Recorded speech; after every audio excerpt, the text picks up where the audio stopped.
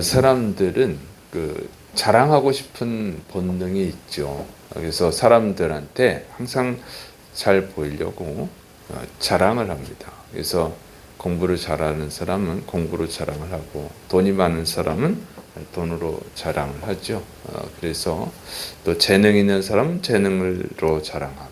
그래서 우리는 이 자랑하고 싶은 본능들이 있어서 옷을 입어도 명품, 또 명품 가방, 명품 신발, 뭐 이런 것들, 또 이제 지혜 또 자랑하는 분도 있고, 외모를 자랑하는 분도 있고, 여러 가지로 자랑을 합니다. 그래서 이 자랑함으로 인해서 자신의 존재를 또 인정받고 싶어 하는 것이죠. 그게 사람의 본능이에요. 그래서 무엇이든지 자랑합니다. 그래서 이제 말로 또 은근히 자랑을 하기도 하고, 여러 가지로 이제 자랑을 하죠. 제가 전도하다가 기억에 남는 것이 있는데, 한 할머니가 전도를 하는데 듣지를 않아요. 그래서 제가 가려고 그러니까 자기 아들이 뭘 사줬다고 자랑을 하는 거예요. 그래서 듣고 있다가 또 다시 전도하려니까 뒤돌아서요.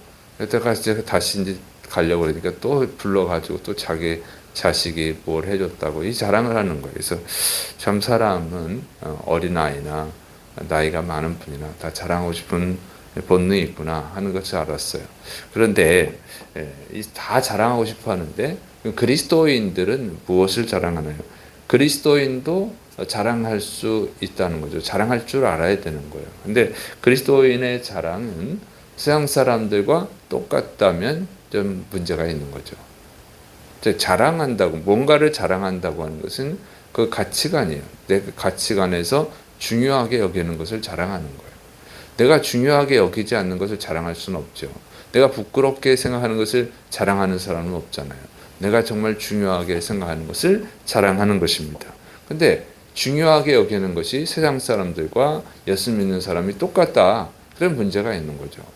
예수 믿는 사람이 자랑하는데 옷을 자랑하고 명품 가방을 자랑하고 또 고급 차, 외제차 이걸 자랑하고, 그러면 이제 문제가 있는 거죠. 그 가치관의 변화가 없다는 거예요.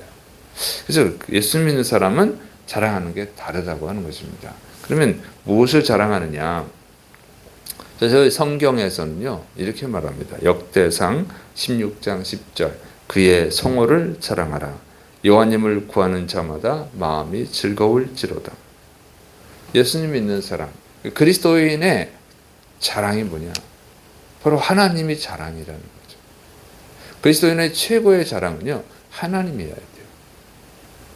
네, 여러분, 자식이 부모를 자랑스러워하면 부모를 자랑하는 거예요. 우리 아버지가 어떤 분이고 우리 어머니가 어떤 분이고 자랑하죠.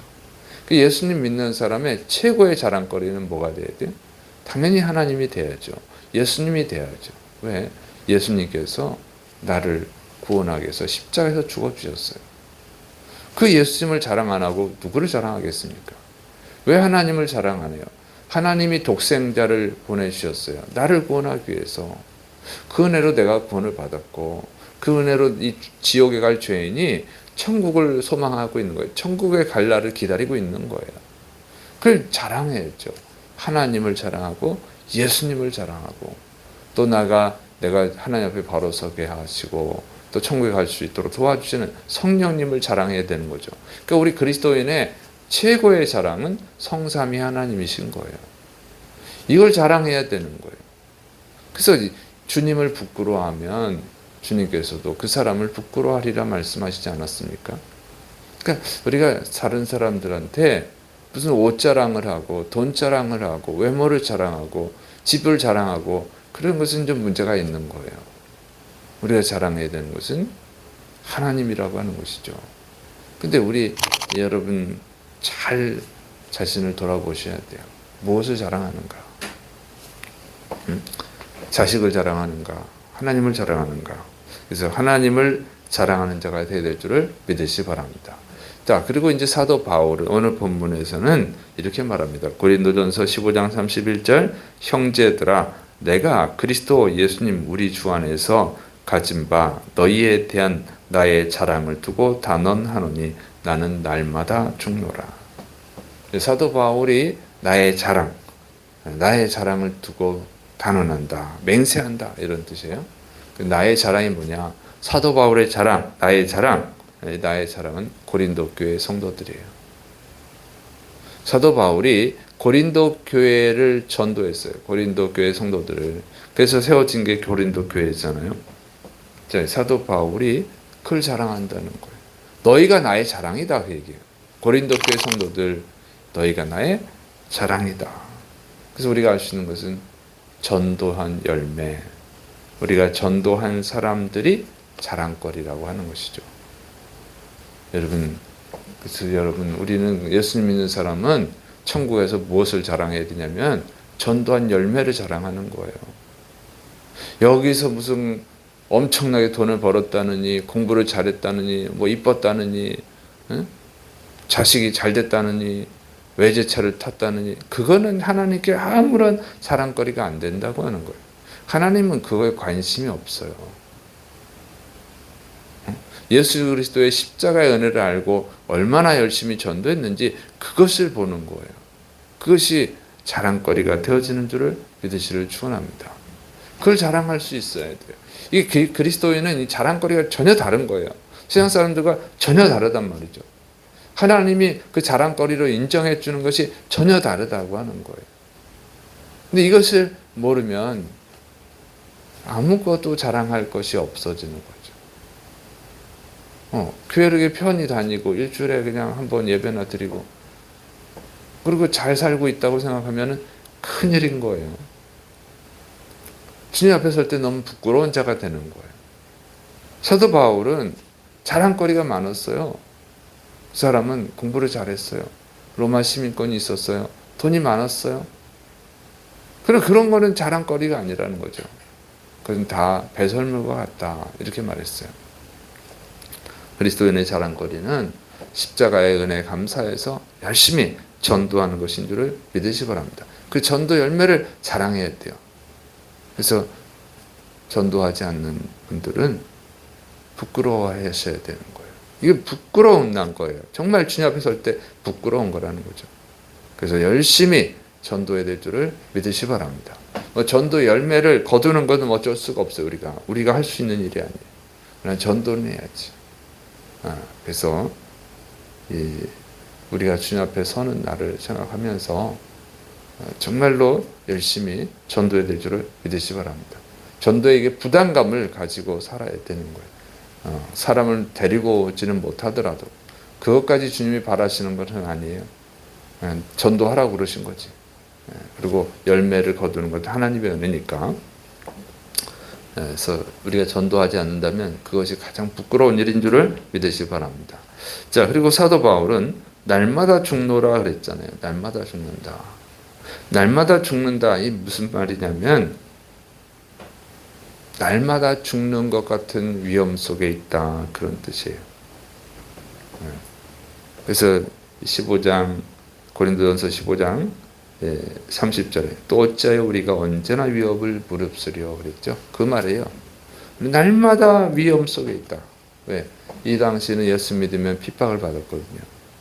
매 맞고 비판받고 감옥에 갇히고 그리고 사형을 당했어요. 사도 바울은 결국 순교당했잖아요. 그러니까 날마다 이거는 전도하는 것은 날마다 위험 속에 빠지는 거예요. 그래서 날마다 죽는 것 같은 죽음의 위험 속에 있다는 거죠. 근데 사도 바울이 왜 이렇게 비난을 받고 매를 맞고 굶주리기도 하고 감옥에도 갇히고 그러면서 전도하느냐? 왜 그래요? 사도 바울이 이렇게 말하죠. 고린도전서 15장 29절. 만일 죽은 자들이 도무지 다시 살아나지 못하면 죽은 자들을 위하여 세례를 받는 자들이 무엇을 하겠느냐?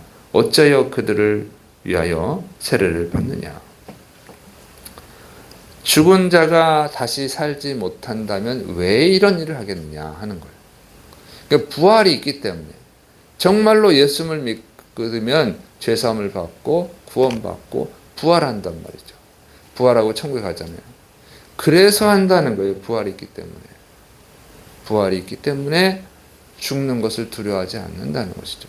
이 죽음의 고통, 매일매일 죽음의 위험 속에 있는 이 고통, 맨날 핍박을 당하고 핍박을 당하지 않더라도 핍박을 당하지 않는 날은 또 어떤 마음이 있어요? 어떤 핍박 당하면 어떡하지? 하는 이런 근심, 이 스트레스가 있는 거예요.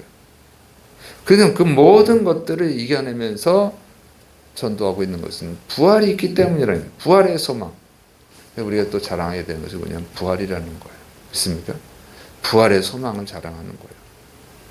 예수님께서 십자가에서 죽으시고 부활하신 다음에 그거를 보여주셨잖아요. 40일 동안 제자들 찾아다니면서 부활을 증명하셨잖아요. 이 부활이 우리의 자랑입니다. 부활은 단지 죽었다 살아나는 의미가 아니에요. 그 단순한 의미가 아니고 이 죄인이 의인으로 완전히 거듭나는 거예요. 우리는 예수님 믿고 지금 의인이라고 하는 칭호를 듣지만 그러나 우리는 의인이 아니에요. 아직도 여전히 죄 속에 삽니다. 부활하면 이제 완전히 존재가 바뀌는 거예요. 이 실체가 바뀐다. 완전히 정말 의인이 되는 거예요. 하나님의 사람, 하나님의 자녀가 되는 거죠. 존재 자체가 바뀌는 거예요. 얼마나 감사합니까? 이 죄인으로서 천국에 살면은 어떻게 되겠어요? 천국이 죄악 덩어리가 되는 거죠. 죄의 소굴이 됐지. 그러니 부활을 할 때 완전히 바뀌는 거예요. 그래서 영원히 의인으로 사는 것이죠. 그러니까 이것을 자랑하는 거예요. 그래서 여러분 이것을 자랑하면서 우리가 주님이 오시는 그날까지 맡은 일에 충성해야 될 줄을 믿으시를 축원합니다.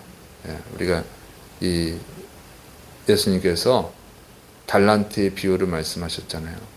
그 보면은 2달란트 맡은 자, 5달란트 맡은 자, 잘했다, 착하고 충성된 종이라는 칭찬을 받았어요. 이 사람들은 주님이 다시 오실 거예요. 주인이 반드시 돌아올 거라고 하는 것을 믿고 열심히 일해서 그를 자랑했어요. 주인이 맡겨준 달란트로 제가 또 5달란트를 남겼습니다. 주인이 맡겨주신 2달란트로 제가 또 2달란트를 만들었습니다. 그래서 4달란트를 만들어내고 10달란트를 만들어내고 이걸 자랑했잖아요. 우리가 그걸 자랑하는 거예요. 주님 분명히 다시 오실 것입니다. 그때 주님께서 저에게 맡겨주신 그 재능으로, 주님께서 저에게 맡겨주신 돈으로, 주님께서 저에게 맡겨주신 지혜로, 주님께서 저에게 맡겨주신 무엇으로 내가 주님을 위해서 이렇게 전도 열매를 맺었습니다. 이렇게 자랑해야 될 줄을 믿으시기 바랍니다. 그래서 그리스도인의 자랑거리는 뭐라고요? 자, 오늘 이 말씀을 기억해서 여러분의 자랑거리는 무엇입니까? 사람들한테 무엇을 자랑하고 있습니까? 그 자랑거리가 하나님 앞에서도 자랑할 거리인지 돌아보시고 정말 주님이 오실 때 기쁨으로 주님 기다렸습니다. 제가 주님을 위해서 이런 일들을 했습니다. 할 수 있는 성도들 되시기를, 정말 주님 앞에 부끄러움 없이 살 수 있는 여러분들이 되시기를 축원합니다. 기도하겠습니다. 사랑이 많으신 하나님 아버지, 내가 지금 자랑하고 있는 것들이 하나님 앞에서도 자랑할 수 있는 것인지를 돌아보게 하여 주옵시고 정말 기쁨으로 주님께 자랑할 수 있도록, 또 주님께 인정받을 수 있도록 우리의 삶을 변화시켜 주옵소서. 주께서 역사하심 믿고 예수의 이름으로 감사하며 기도드립니다. 아멘.